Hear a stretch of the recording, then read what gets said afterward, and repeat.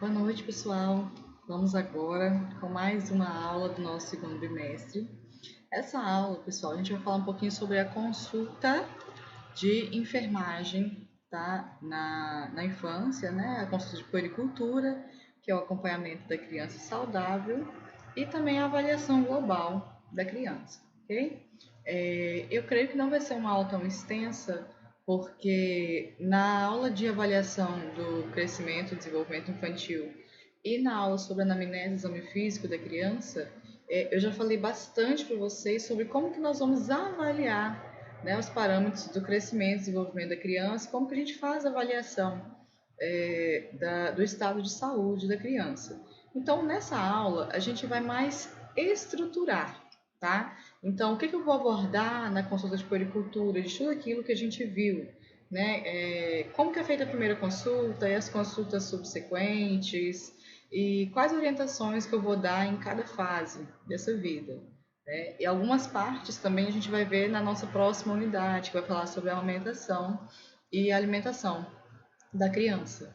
Então, eu não vou me aprofundar, por exemplo, nas orientações da amamentação que são feitas na primeira consulta, porque a gente vai ter uma aula específica sobre a amamentação, tá bom? Então, vamos começar. O primeiro calendário de consulta de puericultura.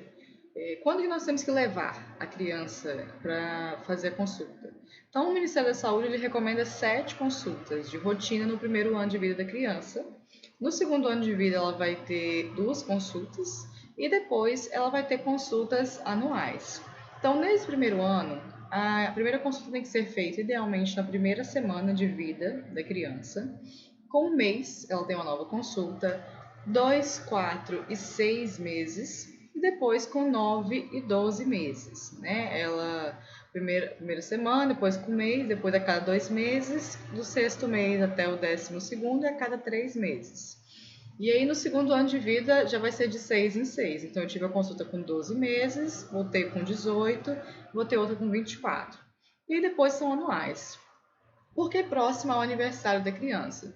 Só para a gente fazer essa associação e ficar mais fácil dos pais lembrarem, ó, fulaninho de tal já fez 3 anos, está na época de levar para puericultura. E eu tenho que levar a criança mesmo saudável para consultar? Tenho, tá? Porque a puericultura, pessoal, é exatamente isso.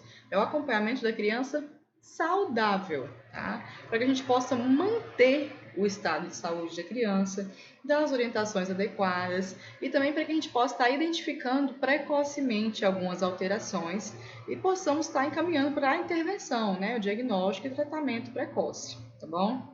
Então, na primeira consulta, a gente vai ter um roteirozinho, né? A gente vai fazer a anamnese físico completo, nós vamos rever os passos, mas está tudo explicadinho na nossa aula de anamnese exame físico do RN, tá? Essa primeira semana, o bebê vai ser recém-nascido, é a mesma anamnese exame físico, tá bom?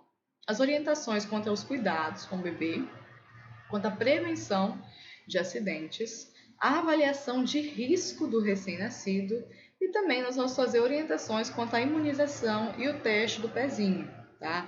A triagem, né, o teste do pezinho, da orelhinha, da linguinha, do olhinho e do coraçãozinho vão ser a nossa próxima aula, tá? Então a nossa próxima apostila vai ser sobre isso, sobre a triagem neonatal, tá bom? Então vamos lá. A primeira consulta ela tem que acontecer ainda na primeira semana. Por quê, pessoal? Para que a gente possa estar avaliando precocemente as alterações, né? E para que a gente possa estar orientando sobre as intercorrências que são comuns na primeira semana.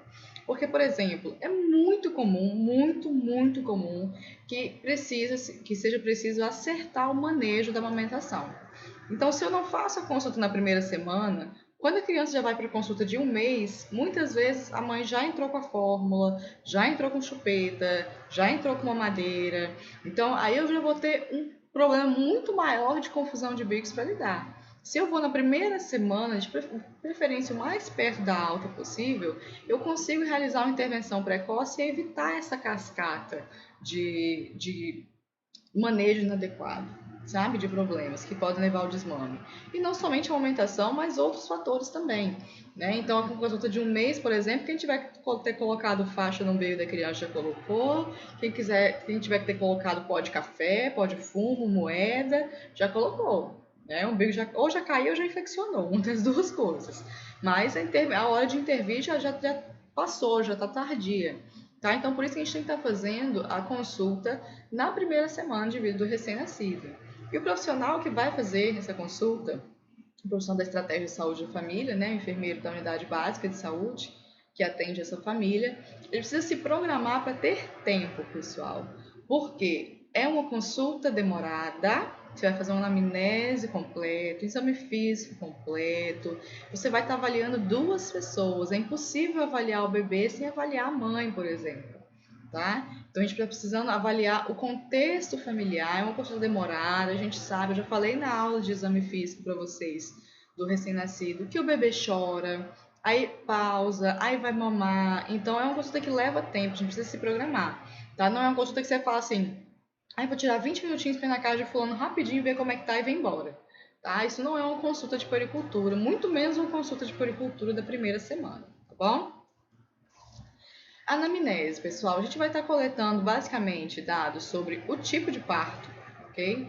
Qual foi o local desse parto? Então, se for hospitalar, se for domiciliar, se for em casa de parto, tá? E se é uma maternidade, uma cidade que referencia para a maternidade de outros municípios, também está coletando, né? Qual foi a cidade de nascimento da criança?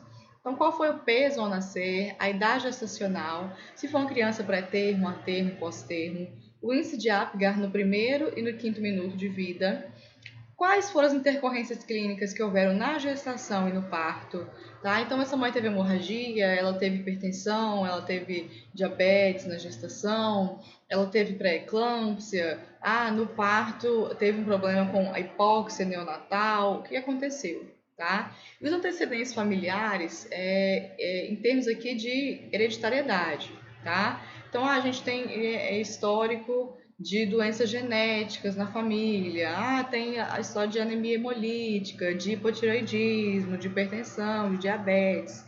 Então, nesse sentido, tá bom? Não é ver as internações da família, por exemplo, são as doenças hereditárias. No exame físico, a gente vai estar avaliando a antropometria. Então, eu vou avaliar o peso da criança, a altura, o perímetro cefálico, perímetro torácico, o IMC e vou registrar as curvas na caderneta da criança. Tudo isso vocês já viram na nossa aula sobre crescimento, avaliação do crescimento da criança. Tá? Então, é aquele mesmo procedimento. Então, vou pesar, medir a criança, medir os perímetros, vou colocar na curva e vou avaliar para ver se essa curva está ascendente. Tá? E lembra, tanto na nossa aula quanto no exercício, que essa primeira pesagem, a criança pode estar com um ganho de peso ainda lento, tá? Não ter recuperado o peso que ela perdeu no nascimento. E é normal que isso aconteça, principalmente se estiver tendo manejo inadequado na gestação. Então, nesse caso, na gestação não, desculpa, na amamentação. Então, nesse caso, a gente precisa estar intervindo no manejo, acertando o manejo da amamentação para melhorar o ganho de peso da criança, ok? Se for uma perda muito acentuada, então a curva ficou muito descendente, a gente acerta o manejo e aí reavalia em uma semana, tá bom? Então não espera a consulta de um mês. O exame físico, a gente precisa avaliar o desenvolvimento social e afetivo do bebê, os marcos de desenvolvimento e observar a relação entre a mãe, o bebê e a dinâmica familiar. O que é isso? Os marcos de desenvolvimento estão na caderneta, né? Nós já vimos na nossa aula de desenvolvimento infantil, então a gente consegue observar, né? Mas a gente precisa ter um foco muito grande, pessoal, na dinâmica familiar. Então eu preciso observar como que está a relação dessa família com a chegada do bebê. Porque quando chega um bebê na família, as relações elas precisam ser ressignificadas. Tá? Então, a mulher encontra um novo papel, né? Ela era uma mulher não mãe, agora ela é uma mulher mãe. O homem era um homem não pai, agora ele é um homem pai. E aí tem os avós, que se tornam avós. Então, muda toda a dinâmica familiar.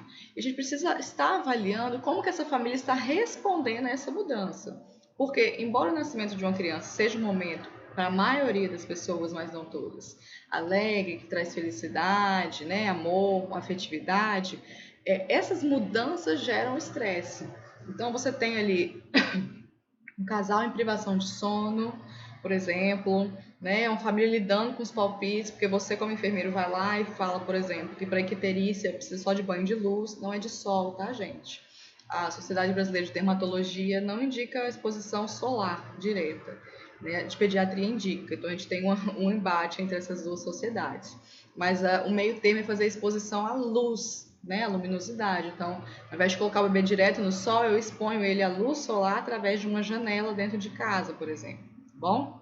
Mas enfim, você faz essa recomendação e vem a avó e fala que tem que dar o banho de picão, e vem a outra avó e fala que além do banho de picão tem que dar umas gotinhas de chá de picão para a criança tomar. E a família e vai ficando aquela situação de estresse. Então você precisa avaliar o nível de estresse, se está tendo relações disfuncionais, essa mãe ela está aceitando bem essa criança, tem sinais de depressão pós-parto, tá tendo rejeição, ou o contrário, tá tendo super proteção, a mãe não deixa ninguém pegar, não deixa ninguém chegar perto, também acontece, tá? É um sinal de que algo está disfuncional. Então a gente precisa estar fazendo essa avaliação, porque quanto mais precocemente a gente encaminhar esse paciente para a intervenção psicológica, menores serão as consequências e as implicações desse desajuste, tá? E mais rapidamente eu vou restabelecer o equilíbrio nas relações familiares. Tá? Elas não vão voltar a ser como eram antes do nascimento do bebê, mas elas precisam reencontrar um novo equilíbrio, tá bom? Nesses novos papéis que essa família exerce. E vou avaliar o estado geral do bebê. Então, observar a postura do bebê em repouso, né? Lembra que o bebê, mesmo em repouso, ele tem uma postura de membros fletidos. Nós vimos isso na nossa aulinha de exame físico.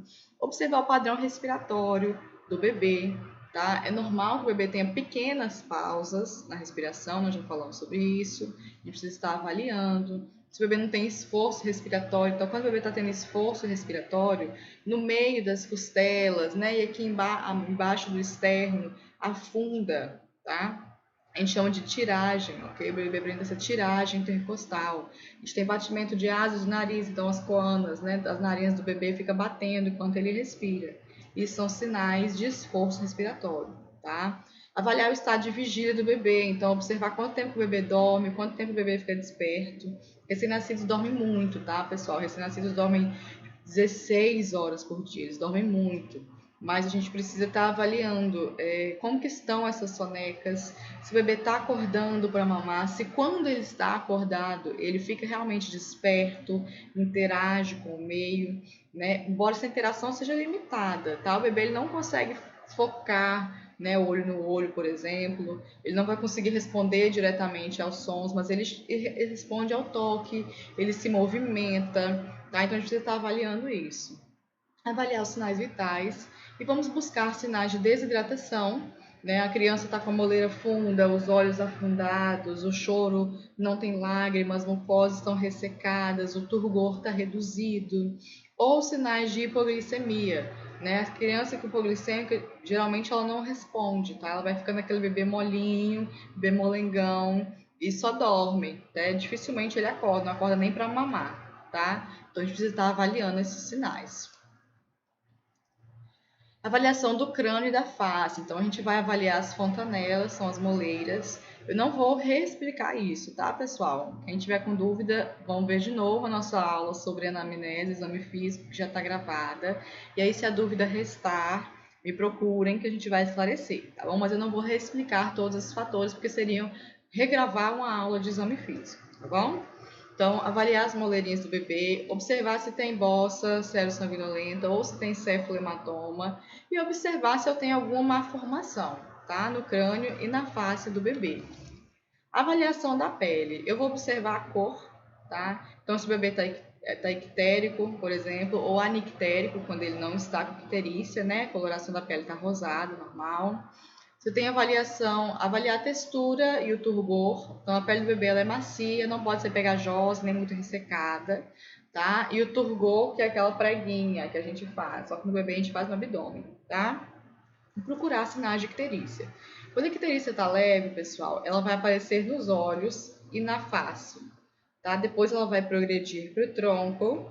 Quando ela vai ficando mais grave, ela vai para os membros superiores e inferiores. Tá? E quando ela está muito avançada, ela vai para as mãos e para os pés. tá bom? Então a gente precisa estar avaliando. Se a criança está com o olhinho, o rostinho vermelho, um pouquinho aqui da barriga, ok. Está chegando os membros, né, superiores e inferiores, o ideal é a gente estar pedindo a dosagem sanguínea, tá? Então dosar bilirrubina total, direta e indireta do bebê. Avaliação dos olhos, então observar o reflexo fotomotor, tá? Então ver como é que o bebê reage à luz, né? O reflexo, o teste do reflexo vermelho, que é feito com oftalmoscópio, a gente observar, avaliar os sinais de conjuntivite, que são comuns, tá? Infelizmente, é feito assim, em larga escala, a credenização de maneira desnecessária. Então, fazer o colíriozinho de Credé, né? O método de Credé no olhinho do bebê, com nitrato de prata ou vitrinato de prata, que a maioria usa, que é o argirol. E ele é desnecessário na maioria das vezes, principalmente em cesáreas, que são a maioria dos nascimentos no Brasil, e ele causa conjuntivite química. Então o bebê fica lá com o olhinho pregado, cheio de secreção. Na maioria das vezes é uma conjuntivite química causada pelo nitrato, ok? E precisa estar higienizando com soro, tá retirando aquela secreção, até para melhorar o desconforto do bebê. Avaliação das orelhas e da audição, tá? A gente vai orientar quanto ao teste da orelhinha, quem vai fazer é o fonoaudiólogo. A gente vai ver um pouquinho melhor na nossa aula sobre a triagem neonatal. E fazer a inspeção das orelhas em busca das malformações que nós vimos na nossa unidade 3, tá? No nariz eu vou observar a permeabilidade e as secreções. Lembrando, pessoal, que o nariz do bebê é pequenininho, tá? Então a respiração do bebê geralmente ela é ruidosa, tá? Ele respira fazendo ruídos, ok? Mas eu não posso ter abundância de secreção, tá? Se eu tenho abundância de secreção, alguma coisa está acontecendo, tá bom? Alguma patologia. Pode ser desde um resfriado até uma gripe, que é mais grave no bebê, até sinais de sífilis congênita, por exemplo. Então, precisa de uma melhor avaliação. Então, a boca, eu preciso avaliar a anatomia da boca, né? Para ver se não tem nenhuma malformação. Realizar o teste da linguinha, tá? Então, colocar os dedos enluvados debaixo da língua do bebê e levantar para ver se não se não tem formato de coração. Se tiver formato de coração, está alterado, tá? A língua tem que levantar até encostar na parte de cima da boca. Pescoço, eu vou observar assimetrias e posições viciosas, né, que caracterizam o torcicolo congênito, nós já vimos. Na avaliação do tórax, eu vou observar o formato do tórax, tá? Então ele é cilíndrico, certo? A palpação da clavícula, porque pode acontecer de haver fratura no parto, tá? Da clavícula. E aí não ingessa o bebê, tá? A gente só prende o bracinho do bebê para imobilizar mesmo e causar mais conforto para o bebê. Mas é uma fratura que cicatriza rapidamente, né? Mas a gente tem que fazer a palpação para a gente sentir se houve fratura, tá bom? Avaliar as mamas do bebê, porque como eu falei, ela pode estar aumentada, né? E isso causa desconforto, né? Insegurança nos pais e é normal, a gente precisa estar orientando. Olha, o peitinho do bebê está um pouquinho maior por causa do hormônio do corpo da mãe, tá? Em pouco tempo, isso aqui vai passar e vai desinchar, tá bom? Então não precisa se preocupar. Então, avaliar o padrão respiratório. O bebê está tendo tiragem, né? As costelas estão afundando. Se aqui no apêndice tifoide, embaixo do externo, está afundando quando ele respira. Se ele faz batimento de asa do nariz. Na ausculta, se eu tenho algum ruído estridor, se eu tenho ronco, se eu tenho estertor. Né? Se o bebê está respirando gemendo, né? Aquele sinal de sofrimento. Tá? E avaliar o padrão cardiovascular. Ver se o bebê tem cianose, tem algum abaulamento na região precordial, tá? Se ele tem turgência de jugular, ela fica turgindo, né? Ictus cordis, eu consigo perceber aqui o batimento do bebê de uma maneira visível. E sopros cardíacos também, tá? Lembrando que o sopro, na enorme maioria das vezes, ele é benigno e ele vai desaparecer nas primeiras semanas, tá bom? A avaliação do abdômen, ver o formato do abdômen do bebê, que é globoso, tá? É normal que ele esteja globoso. Avaliar a frequência respiratória, que nós conseguimos contar, né, o número de respirações por minuto do bebê pelo abdômen.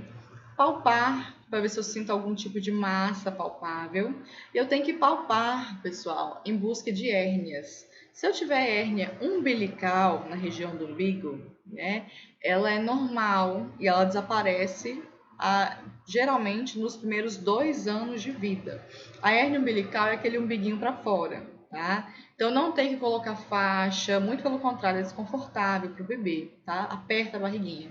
Não tem que colocar faixa, colocar moeda e passar uma fita por cima, nada, tá bom? Aquilo ali é uma hérnia e vai melhorar com fortalecimento da musculatura. Agora a hérnia inguinal, aqui na região pélvica, né? Essa não. Esse tipo de herniação precisa de intervenção cirúrgica. A gente precisa estar encaminhando essa criança se a gente perceber, tá bom? E avaliar a presença do coto umbilical, né? Às vezes cai muito rápido. Se você for com 7 dias, já pode ter caído. Minha filha mesmo caiu com 5 dias de nascido.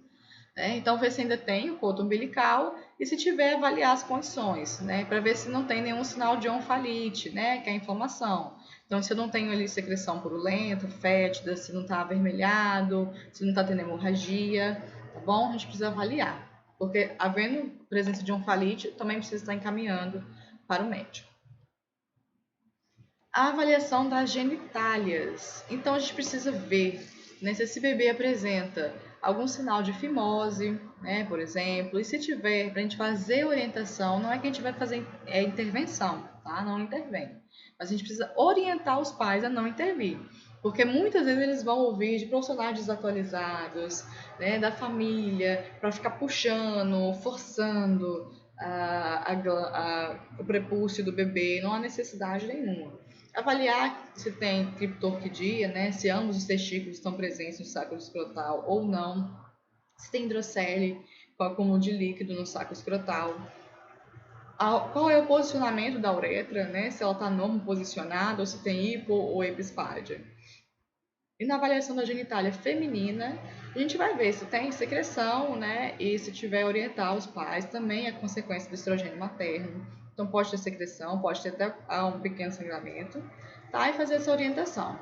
Avaliar a permeabilidade do ânus e do reto, e essa permeabilidade a gente avalia através da eliminação das fezes, tá? Inspecionar para ver se eu tenho assadura e se eu tenho fissuras, tá bom? Se tiver, a gente tem que orientar quanto à troca mais frequente, né? Muitas vezes está deixando o bebê muito tempo com a mesma fralda, úmida, né? Tentar deixar o bebê sem fralda um pouquinho, né? Em cima coloca um plásticozinho, né? Geralmente os trocadores estão de plástico, forra por cima e deixa o bebê ali um pouquinho sem fralda para estar melhorando as assaduras. E utilizar a pomada para assadura. Geralmente a gente utiliza o óxido de zinco. Na avaliação osteomuscular, a gente vai estar avaliando a coluna vertebral do bebê, para ver se a gente não tem, né, mielomeningocele, por exemplo, os membros superiores e inferiores, para ver a flexibilidade. Vamos realizar novamente a manobra de ortolâneo de Berlow, tá? E avaliar a flexibilidade dos pés. Porque se eu tenho pé torto congênito, nós vimos isso na nossa unidade 3, e ele é flexível, muito provavelmente ele é postural. Agora, se ele é rígido, a gente precisa estar encaminhando, tá bom? E fazer uma avaliação neurológica, né? Então, a gente vai realizar todos aqueles reflexos primitivos. De Moro, sucção, de marcha, de pressão palmar, plantar, Babinski, todos eles, tá? E quanto às orientações que nós vamos fazer na primeira consulta? A gente precisa estar primeiro, pessoal, avaliando as situações de vulnerabilidade. Tá? Então, o que vão ser essas situações de vulnerabilidade que vão exigir um acompanhamento mais de perto da equipe? Uma criança que reside em uma área de risco. Então, por exemplo, uma criança em periferia, em local violento, que não tem saneamento básico, não tem acesso à água tratada, em risco de desabamento. São vários os tipos de risco, né? Criança que tem baixo peso ao nascer, então nasce com menos que 2,5 kg. Prematuridade, tá? Então nasceu com menos do que 37 semanas, que teve asfixia grave ao nascer, ou teve um apigar menor que 7 no 5º minuto de vida. Criança que passou por internações ou teve algumas intercorrências que fizeram ser necessário mais tempo de internação quando nasceu. Se a mãe tem menos do que 18 anos de idade, se a mãe tem baixa escolaridade, e essa baixa escolaridade são menos do que 8 anos de estudo, tá bom? Se eu tenho história familiar de morte infantil, né, de crianças com menos do que 5 anos nessa família. Outras situações de vulnerabilidade. Se a mãe teve uma gravidez de alto risco, né, ela teve pré-eclâmpsia, ou se houver eventos traumáticos para a mãe durante a gestação. E esses eventos traumáticos podem ser tanto físicos, tá? A mãe sofreu um acidente doméstico, por exemplo, ou um acidente automobilístico, quanto emocionais, tá? Então, perdeu o pai durante a gestação. A gente está acompanhando melhor, ok? Preço de rupturas ou conflitos do casal quando houve descoberta da gravidez. Então, o marido ou o namorado abandonou quando soube que estava grávida. Também são situações de vulnerabilidade, tá bom? Se houver separações e lutos na família, se a mãe está em alguma situação de sofrimento agudo ou tem diagnóstico de alguma doença mental, tá? Então, a mãe foi diagnosticada com depressão pós-parto, a mãe tem bipolaridade, por exemplo. Se o parto em si foi um parto difícil, foi traumático, se ela sofreu violência obstétrica, como foi a experiência dela com o parto. Por isso que eu disse que é uma consulta demorada. Você vai precisar entrevistar a mãe também, tá tocando em situações que são delicadas, então você precisa ir com calma, tá? Com tempo, com gentileza, empatia para abordar esses assuntos. Se os pais estão com dificuldade de assumir a parentalidade, então foi aquilo que eu falei dos papéis, né? A mulher não mãe morre, né? E o homem não pai morre e vai renascer. Uma mulher mãe e um homem pai. E esse renascimento, ele é difícil, tá? E muitas vezes os pais se perdem um pouquinho nesse processo de parentalidade. E a gente precisa estar auxiliando nessa transição, ok? Se a família tem problemas múltiplos, então, por exemplo, nessa família eu tenho alguém que é usuário de drogas, é alcoólatra, é uma família muito pobre, é uma família com algumas condições crônicas, então ela mora junto com a avó, que é acamada, e tem o outro que é diabético, e a diabetes compensada. Então, se eu tenho múltiplos problemas nessa família, são as famílias em situações de vulnerabilidade. Outras situações que a gente pode reconhecer também como situações de vulnerabilidade. Quando a mãe não está amamentando, tá? Ou essa amamentação não é exclusiva, isso aumenta o risco de infecções respiratórias, de infecções gastrointestinais, de alergia, de internação, de desidratação. Então, é uma situação de vulnerabilidade. Se eu tenho uma gestação gemelar, tá? Essa transição é muito mais difícil na parentalidade. Se tem má formação congênita, né? Todo mundo espera uma criança perfeita. Então, se a criança nasce com algum tipo de má formação, eu tenho uma dificuldade de adaptação, tá? E além de depender muitas vezes de mais cuidados.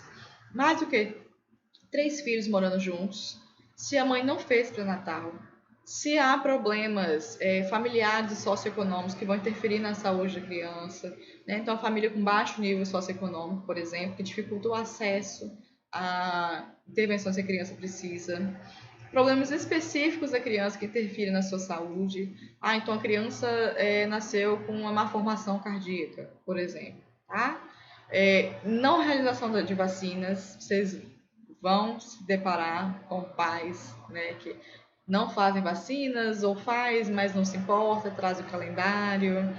Identificação de atraso no desenvolvimento da criança e suspeita ou evidência de violência. E aqui, pessoal, eu faço um adendo, nós já vimos isso em aula. Não foquem somente na violência física, tá? A gente tem também a violência verbal, psicológica, mesmo contra bebês, tá bom? E as orientações que nós vamos fazer na primeira consulta. Então, a gente vai orientar quanto ao aleitamento materno. Quais são os benefícios do aleitamento materno? Por que é importante fazer o aleitamento materno exclusivo? A gente vai falar sobre livre demanda, sobre sinais de satisfação e fome do bebê, sobre bicos artificiais, apojadura, engurgitamento, quais são os sinais de alerta. Vamos avaliar a pega e a sucção do bebê. Vamos esclarecer, isso é muito importante, a relação entre a dieta materna e composição do leite. Muitas mulheres ficam vivendo de arroz e frango porque falam que tudo passa pro leite. Eu já adianto que é mentira, tá? Então a gente vai ver a resposta para todas essas perguntas aqui na nossa aulinha de aleitamento materno, tá? Vão sair craques, prontos para fazer uma primeira consulta. Porque a anamnese, exame físico, vocês já viram. A avaliação do crescimento e desenvolvimento também. Agora a gente vai ver o aleitamento e a alimentação, tá bom? Para fechar esse combo de profissionais que vão sair preparadíssimos para fazer uma consulta de puericultura maravilhosa. Orientações gerais sobre o bebê. A gente vai precisar orientar sobre a higiene dos visitantes. Então, falar: olha, pai, olha, mãe, é ser chato sim, tá? Chegar, faz lavar a mão, passar o álcool gel, tá?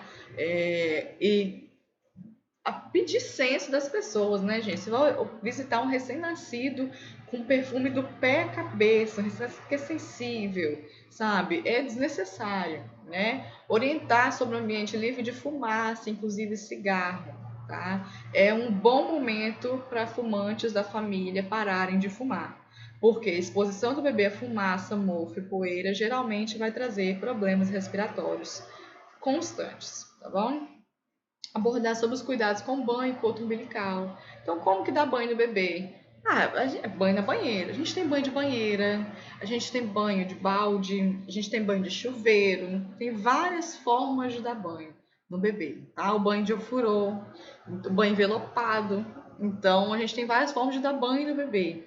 Né? Vocês vão ver isso muito provavelmente, mais provavelmente na prática, tá bom? Quando vocês puderem voltar às práticas no hospital, vocês vão ter essa oportunidade de ter o contato com o bebê, né? Mas a gente pode falar um pouquinho sobre isso, pelo menos com fotos e vídeos, tá? E o cuidado com o coto umbilical do bebê. Então, orientar para não passar nada no coto umbilical. É pegar um cotonetezinho, álcool, passou, secou bem, é aquilo ali, tá? Coloca para cima da fralda, não deixa molhar o xixi, acabou de dar o banho, seca, e é isso. Não tem segredo, não tem esse mito todo do umbigo, tá? Por que as pessoas têm tanto medo do umbigo do bebê? Porque, pessoal, antigamente muitas crianças morriam de tétano neonatal.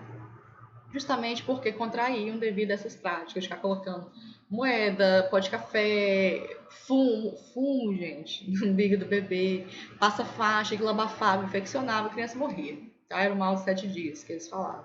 Então, mas hoje, fazendo os cuidados corretos, não tem segredo nenhum. A gente precisa fortalecer esses pais quanto a isso, tá? Elucidar dúvidas sobre o sono seguro. Então, falar que para o bebê dormir é de barriga para cima, colchão livre, sem nada no berço do bebê, tá? Explicar sobre o choro do bebê e a esterogestação. Bebês choram, tá? E na puericultura vocês vão repetir isso como um mantra. Mãe, pai, bebês choram. Não tá passando fome, não é o leite que tá fraco, é o bebê se comunicando, tá? Abordar a prevenção de acidentes. Então, fala cuidado com queimadura, na hora que for preparar, se for dar banho na banheira, esquentar a água, cuidado. Primeiro coloca a água, leva a panela quente de volta, depois você leva o bebê, tá? Afogamento, criança precisa disso aqui de água para se afogar, tá? Um dedinho de água. Se ela rolar e ficar de cabeça para baixo, ela afoga. Então, nunca bebê e água ficam sozinhos no mesmo ambiente, tá? Cuidado com sufocamento. Então, criança não tem que ter protetor de berço, gente. Não tem que ter cordão. O colar de âmbar da blogueira. O colar de âmbar da blogueira vai fazer a criança sufocar, tá? Então, é só risco, não tem necessidade nenhuma. E acidente de carro. Criança anda na cadeirinha, tá bom? Falar sobre as vacinas, então tá orientando, tá procurando a unidade de saúde, tá? E falar também sobre o calendário vacinal, tá bom? Então você vai explicar quando essa mãe vai ter que estar fazendo a próxima visita para a unidade de saúde, a depender do que você vê no calendário. Se ela já fez a BCG, hepatite B, por exemplo, ela vai voltar com 2 meses, tá? Mas se não fez, você tem que estar encaminhando. Então, roteiro para as consultas subsequentes, né? Isso aqui foi só a primeira consulta, não nas consultas subsequentes. Precisa focar em estabelecer uma relação de confiança com a família, porque se a família confia em você, ela vai se abrir muito mais facilmente, tá? Ter uma escuta empática e livre de julgamentos. Então, vocês vão ouvir, né? Muitas vezes eu já ouvi de mães falam assim: olha, eu amo meu filho, mas eu odeio ser mãe, eu tô odiando isso tudo, eu tô perdida em meio a isso aqui, né? Eu sinto que eu não sou mais eu. São sentimentos que acontecem no puerpério, no pós-parto. E a gente precisa estar pronto para ouvir isso, sem julgar essa mãe e estar direcionando essa mulher para que ela possa obter ajuda, tá? Sempre que possível, direcionar as perguntas. Então, ao invés de falar assim, E aí, como é que tá? E aí, como é que tá o bebê? Pergunta, né? Como é que tá a amamentação do bebê? E aí, como é que tá o sono, né? Como é que tá o padrão de sono dele? E ele já começou a fazer algumas gracinhas, né? Já tá brincando um pouquinho com ele. Vocês têm passeado, tem dado uma voltinha no bairro. Agora no tempo de Covid não, tá, gente? Mas fora do Covid, sim. Então, direciona as perguntas. Porque se você fala assim, e aí, como é que tá? Vai perguntar tudo bem. E não fala, né? O que você precisa saber. Porque às vezes o tá tudo bem é uma criança que tá ali se enchendo de mamadeira, não tá tudo bem. Pra mãe tá bem, mas a gente sabe que o ideal seria aleitamento materno, tem como intervir, tá? E avaliar sinais de depressão pós-parto, tá, gente? Então, avaliar se essa mãe está apresentando tristeza descomunal, labilidade emocional, sentimento de rejeição com o bebê, tá tendo falta de cuidados com o bebê, falta de autocuidado, tá? Se ela está apática em relação ao meio. Então, tudo isso a gente precisa avaliar, tá bom? Na anamnese das próximas consultas, a gente vai avaliar os marcos de desenvolvimento necessários para aquela fase, tá? Orientar sobre o estímulo adequado à criança, o estímulo das outras fases, tá bom? Perguntar sobre a amamentação, o sono, o comportamento da criança e os relacionamentos, a interação com o meio, tá? Uma dica para perguntar sem que os pais mintam, né? Ou sem que eles fiquem arredios. Evitem termos como bom ou mal, ou ruim, né? Então, ao invés de perguntar assim, não, ele está dormindo bem ou está dormindo mal? Pergunta como ele está dormindo. Eu falei assim, não, ele come bem ou ele come mal? Pergunta como é a alimentação dele, quantas refeições ele faz, o que ele costuma comer. Porque se você pergunta bem ou mal, muitas vezes o pai e a mãe vai ficar assim, não vou falar que meu filho come mal, né? O médico vai puxar minha orelha, ou nossa, que vergonha, uma mãe não conseguiu fazer o filho comer. Não, ele come bem, e não fala, tá bom? E avaliar sempre o calendário vacinal, pessoal. Não esqueçam de avaliar o calendário vacinal. Preencher tudo na curva, tá? Que vocês colocarem. Então, a gente vai estar avaliando no exame físico, sempre antropometria. Coloca na curva e avalia, tá? Os sinais vitais, a pele e as mucosas. Fazer inspeção ocular, né? Veja se tem estrabismo no bebê. O teste do reflexo vermelho com oftalmoscópio. Eu vou fazer com 2, 4, 6, 12 e 24 meses de idade, tá? Vou avaliar com otoscópio a orelha do bebê, se tem hiperemia, presença de secreção purulenta, acúmulo de cerúmen. E orientar, tá, pessoal, a não limpar com cotonete, mas sempre com a toalha, né? Pegar o dedo e passar com a toalha, porque com cotonete é mais fácil acontecer acidentes. Fazer uma inspeção nasal, tá? Então, avaliar a permeabilidade, presença de secreção. E avaliação da cavidade oral. Então, vou ver as amígdalas, né, se não estão inchadas, avermelhadas. Vou procurar se não tem hiperemia oral, sinal de candidíase, são aquelas placas vermelhas que a gente não pode confundir com as placas de leite, tá? A plaquinha de leite fica a branquinha a língua do bebê, você passa uma gase, sai, fácil. Na candidíase, sai, fica vermelho, pode até sangrar embaixo, tá? Avaliar a dentição, então se o bebê já tem dentinhos. Se tiver, tem que escovar, tá? Ah, professor, mas o bebê só tem um dente. Ele tem que escovar esse um dente de 2 a 3 vezes por dia com uma pasta com flúor, tá? De preferência com 1.100 ppm de flúor, na quantidade de 1 grão de arroz cru, tá? Então, o profissional que fala que é pasta sem flúor está desatualizado, tá? É pasta com flúor de 2 a 3 vezes por dia. A diferença é que é na quantidade de 2, é uma quantidade de 1 grão de arroz cru para crianças menores do que 3 anos, que não sabem cuspir, tá bom? Depois disso é um carocinho de ervilha, tamanho. E avaliar a higiene bucal, tá? Fazer exame de tórax e abdômen, então inspeção, percussão, palpação e as auscultas, tá? Tudo que a gente já viu. Avaliar a genitália, se tiver alteração, tá, pessoal? Se o bebê não tem fimose, não tem criptorquidia, a menina não tem sinéquia, não tem necessidade de eu estar avaliando as genitálias sempre, tá? Então eu posso abaixar a fralda, ver se não tem assadura, se tá bem higienizado, não precisa ficar manipulando as genitálias toda a consulta, tá? E fazer as manobras de Ortolano e Berlow quando o bebê tem 15 dias, 1 e 2 meses, tá? As orientações para o sono seguro, pessoal. Isso aqui, o que a gente faz? O aconselhamento antecipado. Então, a gente vai fazer as orientações para educação e saúde, tá? Antes do problema acontecer. Então, nós vamos fazer orientações para sono seguro. O bebê tem que dormir em posição supina, de barriga para cima, não é de lado, muito menos de bruços, tá? Colchão firme e lençol bem fixado. Não colocar cobertor, protetor de berço, nenhum objeto macio. Ah, eu ia dormir com o coelhinho dele, que a madrinha deu. Não, ele não vai dormir, não pode dormir com o coelhinho, tá? Vai aumentar o risco de morte súbita. E não utilizar travesseiros.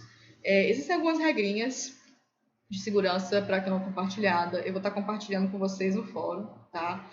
A cama compartilhada está sendo muito estudada ultimamente. Antes, a Sociedade Americana de Pediatria, né, e brasileira eram muito taxativas em falar que não podia. Mas tem saído novos estudos e tem sido revista essa posição. Então, eu vou estar compartilhando com vocês e as regras para a cama compartilhada segura, tá? Prevenção de infecções virais respiratórias. Então, o que eu vou orientar para isso, como educação e saúde? Né? Orientar a lavagem das mãos da criança, né? Crianças maiores e dos familiares. Esclarecer a importância do ambiente arejado, pessoal. Muita gente tem medo de friagem e fecha a casa toda e aumenta aquela concentração de vírus. Então, o ambiente tem que estar arejado, tá? Reforçar sobre as vacinas necessárias, tá? Então, morro de medo de pneumonia. Não deixa nem o menino botar o pé no chão, porque a pneumonia sobe pelo pé, né? Mas a vacina da pneumo 10, por exemplo, nunca nem viu, né? E desfazer esses mitos, tá? De que o menino não pode pisar no chão, de que o menino não pode tomar um vento, é mito, tá? Prevenção contra doenças diarreicas, né? Então, orientar a importância do aleitamento materno exclusivo vai ser o principal fator de proteção. Orientar sobre os riscos da introdução alimentar antecipada, então fazer a introdução alimentar antes de 6 meses. E quando a criança comer, falar sobre consumo de água adequada, tá? Então, que seja uma água mineral, que seja água filtrada, tá bom? Que seja fervida, se a família não tiver acesso à água mineral ou filtrada. E a higienização correta dos alimentos, tá? Os alimentos vão ser consumidos crus, eles têm que ficar de molho em uma solução de 1 litro de água para 1 colher de hipoclorito, tá bom? Suplementação de vitaminas. Então, eu preciso prescrever vitamina D desde o nascimento do bebê até ele fazer 2 anos. A diferença vai ser a dose. No primeiro ano de vida, então de 0 ali a 12 meses, o bebê vai tomar 400 unidades por dia. Isso vai dar 2 gotinhas. Geralmente a vitamina D vem com 200 unidades por gota. Tá? E quando ele faz 1 ano até 2 anos, são 600 unidades por dia, então, com 3 gotinhas. E prescrever sulfato ferroso. A suplementação de sulfato ferroso, pessoal, depende da condição de nascimento. Então, recém-nascido a termo com peso adequado, tá? Vai suplementar 1 miligrama de ferro elementar por quilo, tá? Por dia, do 3º mês até o 24º. O recém-nascido a termo com peso inadequado, para a idade gestacional e que usa menos de 500 ml de fórmula, também vai fazer a mesma dosagem, tá? Recém-nascido a termo com baixo peso, né, com menos do que 2,5 kg, vai fazer o dobro da dosagem, então 2 miligramas a partir de 30 dias, então já não é mais a partir de 3 meses. Isso no primeiro ano. No segundo ano de vida, ele vai seguir com a dosagem de 1 miligrama, tá bom? O recém-nascido pré-termo, né, prematuro, com peso entre 2,500 e 1,500, opa, cadê o cursor? Vai fazer a mesmo regime, né? A partir de 30 dias até 1 ano, vai fazer 2 miligramas por quilo por dia, e no segundo ano de vida, 1 miligrama, tá?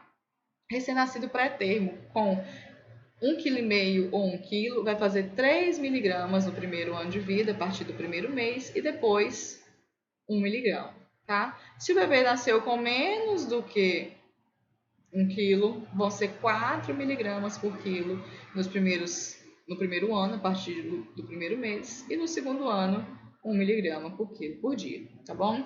Eu estou falando sobre o miligrama de ferro elementar, pessoal, porque cada marca vai ter uma quantidade de ferro diferente, tá bom? Então, se a mãe comprar, por exemplo, sulfato, noripurum ou Neutrofer, a dosagem vai ser diferente, tá? Depende, vocês vão conseguir visualizar na bula a quantidade de ferro elementar que vai ter ali, cada ml, geralmente. Na consulta de 4 e 5 meses, a gente tem que estar aconselhando sobre a amamentação e a volta ao trabalho. A gente também vai ver isso na nossa aulinha de amamentação. A gente vai falar sobre como é importante manter o aleitamento materno exclusivo até o 6º mês. É desafiador, tá, gente? É desafiador. A licença maternidade acaba com 4 meses, a mãe tem que amamentar exclusivamente até 6, a conta não fecha. Mas é possível, tá? Com programação antecipada é possível, tá bom? Orientar sobre a rotina de ordenha. E aí, pessoal, voltando aqui, vocês conhecem a família porque vocês pegaram na amnésia, tá? Então, se você sabe que essa mãe tirou licença 1 mês antes, vai voltar com 3 meses, na consulta de 2 você já vai falar sobre isso, tá bom? Então, falar sobre a rotina de ordenha, né? Ordenha rotina, a mãe tem que ordenhar todos os dias no mesmo horário para aumentar a produção na ordenha. Falar sobre a forma segura de armazenamento, o leite tem que estar congelado, né? Como transportar e como preparar o leite materno ordenhado, LMO é leite materno ordenhado, e falar sobre as formas seguras de ofertar o leite, tá? Não adianta nada disso e dar o leite para o bebê na mamadeira e ele desmamar, tá bom? A gente tem que estar ofertando em recipiente seguro, a gente vai ver tudo isso. Na introdução alimentar, falar sobre o tempo correto da IA, tá? Então, com 6 meses, às vezes pode até ser depois, na idade corrigida, se o bebê é prematuro, tá? E o bebê tem que apresentar os sinais de prontidão também. Nós vamos ver sobre tudo isso na nossa próxima unidade já. A gente vai falar os tipos de introdução alimentar, não é só papinha. A gente tem a tradicional, que é aquela que o cuidador vai enfiando a comida na boca do bebê até achar que o bebê está empanturrado. A participativa, onde o cuidador oferece, mas o bebê que pega a comida, então ele controla o tanto que ele come. E o método BLW, que é o método pelo qual o bebê se alimenta sozinho com total autonomia, tá bom? Se for o caso do BLW, a gente precisa falar sobre os cortes seguros, tá? Então, como que eu vou cortar uma uva para dar na mão do bebê? Como que eu vou cortar uma cenoura, uma batata? Não é de qualquer jeito, tá bom? Falar sobre as restrições alimentares para cada idade. Então, criança menor do que 2 anos não pode consumir açúcar, né? Criança menor do que 9 meses não deve consumir leite de vaca integral. E falar sobre o processo da introdução alimentar. É introdução, tá? Você não vai dar uma comida para a criança agora e ela vai bater um pratão a partir de hoje. Nos primeiros meses, eles geralmente só brincam com a comida. Pega, põe na boca, prova, cospe, aperta, sente a textura, tá? E aí depois eles começam a comer, geralmente depois de 1, 2 meses da introdução. E quando chega no 2º ano de vida, né? 1 ano e pouquinho, antes de 2 anos, eles apresentam a fase de anorexia fisiológica. Então passam a fazer uma recusa alimentar, ficarem seletivos. E é normal, não precisa desesperar, não precisa criar hábitos alimentares não saudáveis por isso. Falar sobre o comportamento infantil, né? Então, a cada consulta, falar a forma sobre estimular o bebê para que ele atinja os próximos marcos. Falar sobre a importância de respeitar a autonomia da criança, respeitar a dignidade da criança.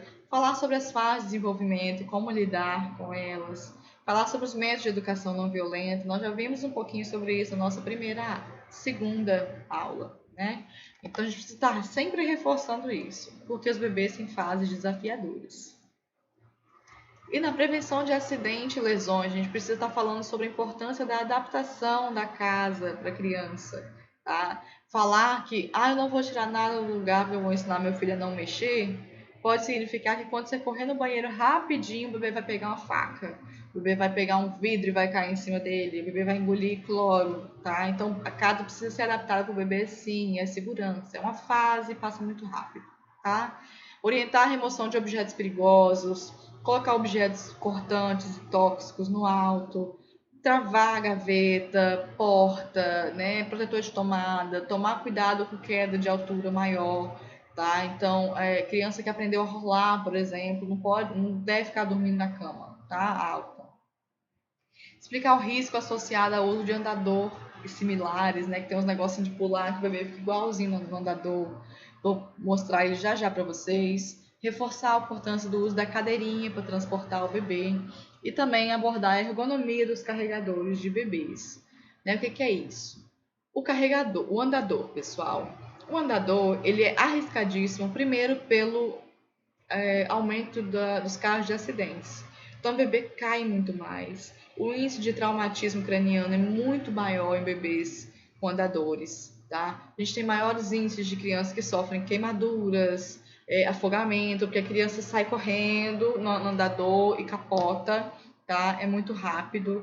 Prejudica o exercício, a criança está gastando menos energia do que ela deveria, ela está sendo apoiada pelo andador. Né? O bebê caminha na postura incorreta, geralmente ele fica pisando com o pezinho de bailarina, né? Atrapalha o processo da marcha, o bebê não anda adequadamente, tá? E além disso, causa displasia de quadril, né? Problema no quadril, problemas na coluna, porque o desenvolvimento motor e psicomotor da criança fica inadequado com o uso de andador. Então, é proibido o andador, tá, pessoal? Mas infelizmente eles continuam comercializando. E quanto aos carregadores, pessoal, todo mundo acha que o canguru é a 10ª maravilha para poder carregar bebê. E não é, tá? O canguru, pessoal, ele fica numa posição não fisiológica. É só você imaginar, você passar um pano de um lado para o outro em você e alguém te pendurar pela sua virilha. Porque é basicamente isso, o bebê fica pendurado pela virilha, é desconfortável, tá? E vai aumentar o risco do bebê ter problemas na articulação, tanto do quadril, tanto no joelho, tá? E aumenta o risco de displasia de quadril também. A mesma coisa, ó, é a mesma pendurada, tá bom? O carregador ergonômico, pessoal, a gente tem o sling, tem a mochila evolutiva, tem a mochila ergonômica, tá? Então, no carregador que é ergonômico, o bebê não fica reto, ele fica levemente encurvado, a coluna dele fica em C e a perninha dele fica aberta igual a posição de sapinho. Parece que é errado, mas não é. É a melhor posição para o bebê, porque vai oferecer, cadê meu cursor? Vai oferecer suporte de um joelho até o outro. O bebê fica sentado pelo bumbum e as coxas ficam apoiadas. Então ele fica estável, ele não fica pendurado pela virilha, ele fica literalmente sentado, confortável, tá? Então a gente precisa estar orientando isso para evitar que os pais gastem dinheiro comprando carregador que não é ergonômico, tá bom? E foi isso, só isso tudo, tá? Achei que a aula ia ser menor, mas a gente já tem aí quase 1 hora de aula. E essa aula é uma aula que deve ser complementada pelas aulas de anamnese, exame físico, crescimento e desenvolvimento, e depois aleitamento e introdução alimentar, tá bom? Então, isso é o básico necessário para vocês fazerem uma consulta de puericultura adequada, que eu espero que vocês façam, tá, pessoal? Hoje em dia é muito difícil a gente encontrar profissionais enfermeiros fazendo consulta de puericultura, fazendo uma boa consulta de puericultura. Então, eu espero que vocês mudem essa realidade quando vocês se formarem, tá bom? Aguardo vocês no fórum para a gente tirar nossas dúvidas e até a próxima aula.